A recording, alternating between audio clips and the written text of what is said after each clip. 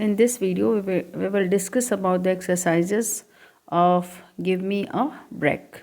Okay, so let's start. At first, we will understand the instruction, what we are instructed to do. Complete the following statements.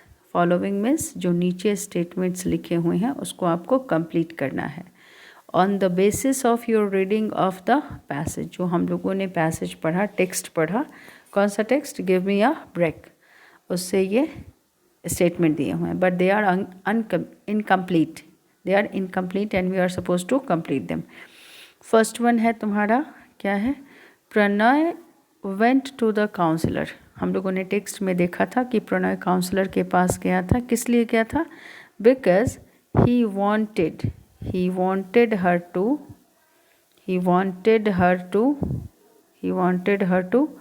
talk to his parents when they come for parents teacher meeting. यहाँ मैं PTM लिख दे रही हूँ, ठीक है.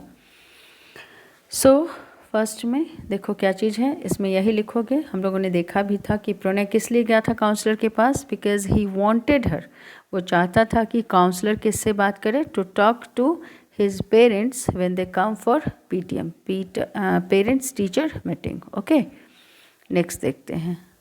The cause of Pranay's anger.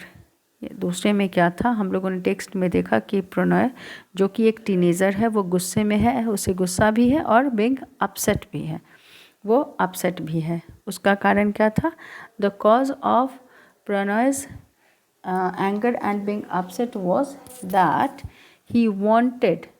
Okay, he the cause of Pranay's anger and being upset was that he was stopped.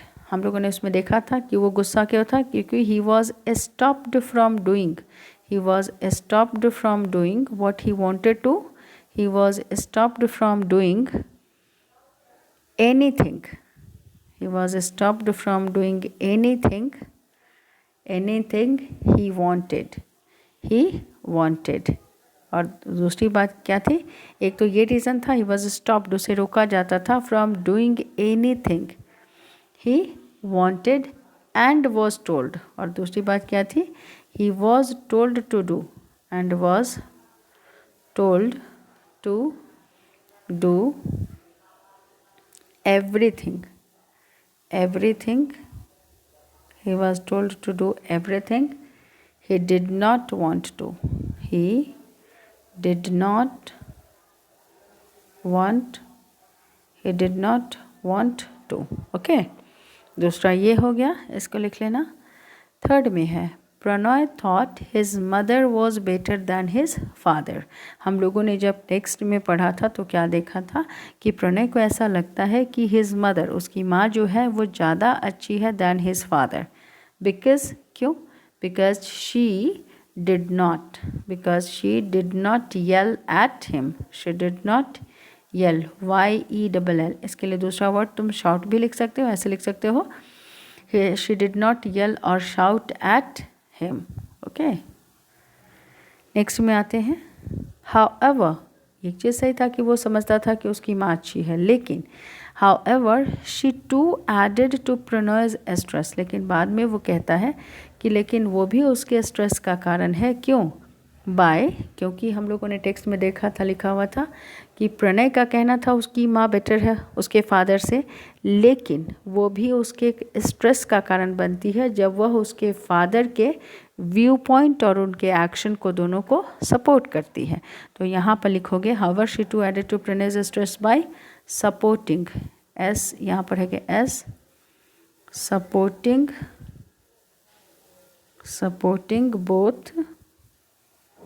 supporting both his dad's point of view and his action.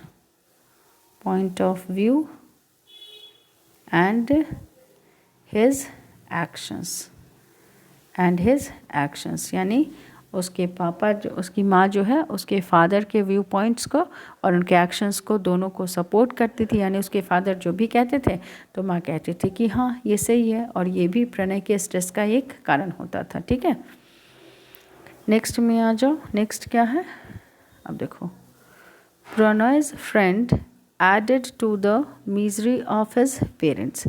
Misery यानी परेशानी। प्रणय की मदर ने, जब हम लोगों ने लेसन पढ़ा था तो हम लोगों ने देखा था कि प्रणय की मदर बहुत परेशान है, स्ट्रेस में है। क्यों? उसके दोस्तों के कारण भी। क्या क्यों ऐसी बात थी? उसके दोस्तों के कारण क्यों वो मिजरी में थे? Because his son means son कौन है? Pranay. Because his son tried to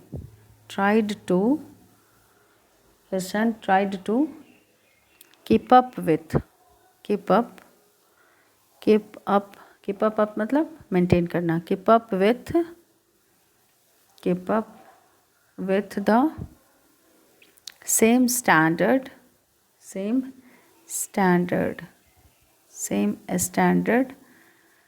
which was not possible for them, which was not possible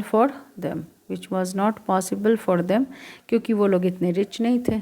possible because they were not affluent, because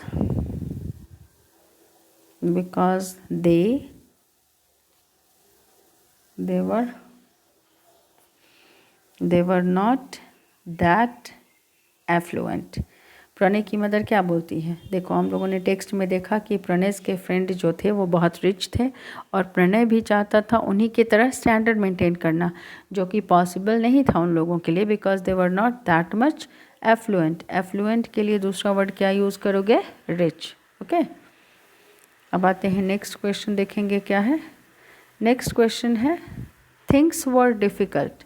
चीज़ें मुश्किल होती जा रही थी, किसके लिए? प्रणय की मदर के लिए। क्यों? because she had to face both his sons high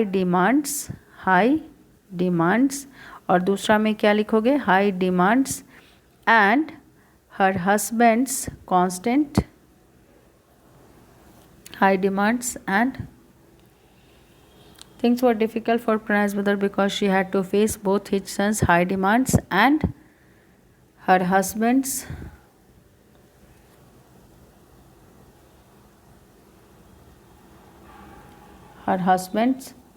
constant taunt। Okay, ये दो चीज़ हम लोगों ने देखा था। नेक्स्ट क्वेश्चन है तुम्हारा, द मदर थॉट। माँ सोचती थी कि प्रणय जो है मिसयूज़ करता है। किस चीज़ को? जो उसको फैसिलिटी दी जाती है उसको वो मिसयूज़ करता है।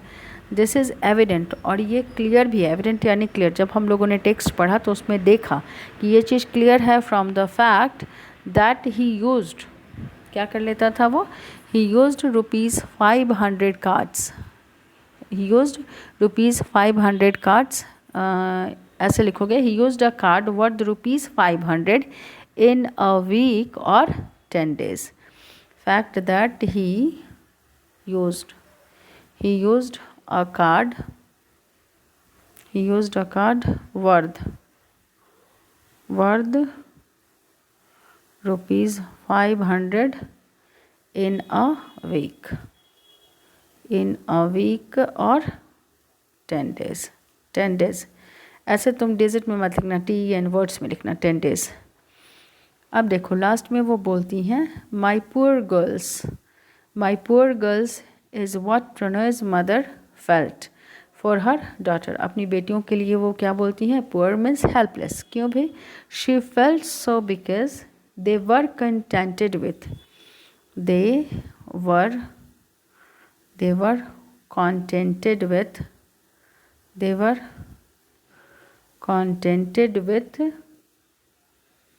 contented with the few things they could afford। सारे एक्सरसाइजेस को आपको प्रैक्टिस भी करना है और लिखना भी है। ओके, चलो नेक्स्ट एक्सरसाइज में आते हैं। यहाँ पर क्या instruction, at first we will see the instruction है तुम्हारा 8.5 का, complete the table taking information. नीचे जो है टेबल, इसको तुमको पूरा करना है। इन्फॉर्मेशन कहाँ से लेते हुए, फ्रॉम द कॉन्वर्सेशन से, conversation between counsellor and Pranay और conversation between counsellor and Pranay's mother. Produce evidence from the text से तो हम लोग देख ही लेंगे। फर्स्ट में क्या है, हम लोग देखेंगे कि व्हाट वाज द रीज़न और कॉजेज ऑफ स्ट्रेस। किसके स्ट्रेस, प्रणय का। तो पहला में लिखोगे क्या था उसके स्ट्रेस का reason, he was stopped from, यहाँ पे लिखोगे stopped from doing. First reason में लिखना stopped from doing what he wanted. एक तो ये था उसके स्ट्रेस का रीज़न, स्टॉप्ड यानी उसको रोका जाता था from doing what he wanted to do. दूसरा क्या था, wanted to do and instructed. दूसरा में लिखोगे इंस्ट्रक्टेड ऑल द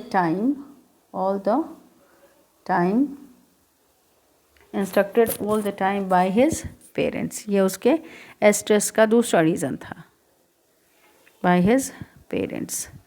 थर्ड में हम लोग क्या लिखेंगे, थर्ड में लिखोगे सपोज्ड टू स्टडी। थर्ड में रीज़न में लिखोगे supposed to study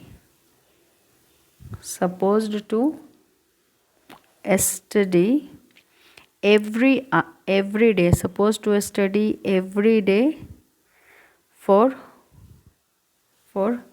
long periods, ये हो गया, ये थर्ड हो गया। फिर नेक्स्ट में लिखेंगे not supposed to interact with his friends, not supposed to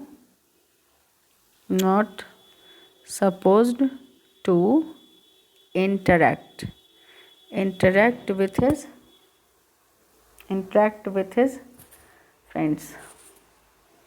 his friends except on weekends, ये हो गया तुम्हारा 4 स्ट्रेस का रीज़न हो गया। और यहाँ पे 5th में लिख दोगे not allowed to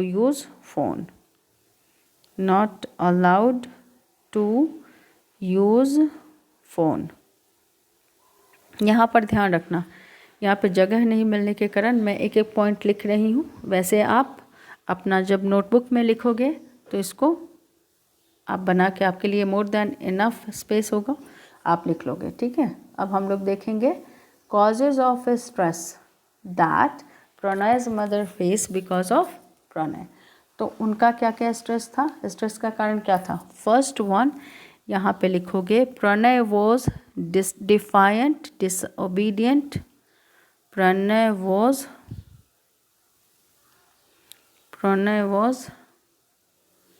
डिफायंट disobedient and disrespectful. पहला रीज़न ये लिख दोगे एंड डिसरेस्पेक्टफुल, ओके, एक ये हो गया, पहला रीज़न ये लिखोगे। सेकेंड वन है क्या, डिसरेस्पेक्टफुल। उसके बाद लास्ट में एक लाइन जोड़ देना स्पेशली विथ हिज पेरेंट्स, या छोड़ भी सकते हो उसको। ही वॉन्टेड टू, दूसरा क्या था, he means Pranay's wanted to maintain the same standard,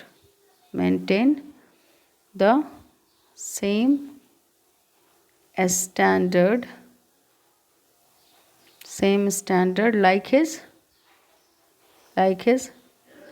rich friends. Two reason हो गया। थर्ड इनसेंसिटिव, ये इसमें लिखना causes of stress Pranay's mother. Insensitive मैं यहाँ इसलिए लिख रही हूँ कि यहाँ पे जगह नहीं होगी। इनसेंसिटिव तुम ऐसे इस कॉलम में लिखोगे, insensitive to the family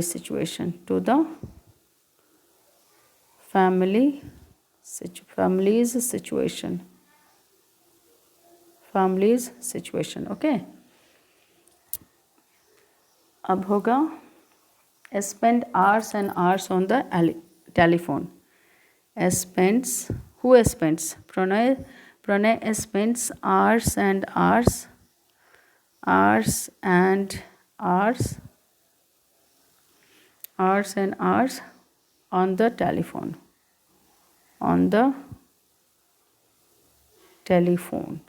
okay. Next में एक और लिख लोगे, most of his demands involve money. Most of his demands, और प्रणय की मदर का और स्ट्रेस का कारण क्या था? बिकॉज प्रणय के जो डिमांड थे, मोस्ट ऑफ हिज डिमांड्स यानी Pranay demands, most of his demands involve money. और एक लास्ट में ऐड कर देना, अगर ज़्यादा पॉइंट हो जाए तो आप सिर्फ जितना पॉइंट आपको लिखना है उतना ही लिखोगे, मैं आपको बता दे रही हूँ। Hardly puts in time for studies, hardly यानी मुश्किल से वो पढ़ता था। Hardly puts in time for studies.